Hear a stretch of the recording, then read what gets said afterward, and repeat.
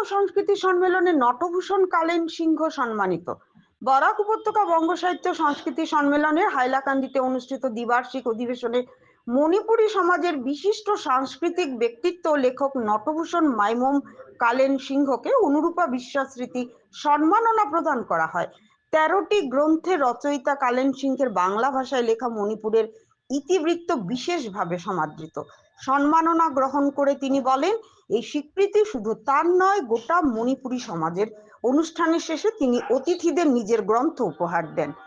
দিয়েছে তা শুধু আমার নয়, আমার সমগ্র মণিপুরী জাতির সাহিত্য প্রেমিকদের আমার। আজকে যে আমাকে সম্মান দিয়েছে তার অপরিশোধনীয় ঋণী হইল বঙ্গ সাহিত্যের আমার সঞ্চিতের লস্কর। উনার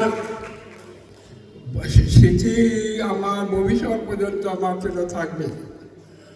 তবে এছাড়া আমাদের কেঠারণ কুমাব বলে একটা মণিপুরী পুরাণ, যা ৭৬ সংখ্যক মণিপুরী রাজা রাজাধিকারের জীবন কাহিনী সম্বলিত আমি বাংলা ভাষায় অনুবাদ করেছি।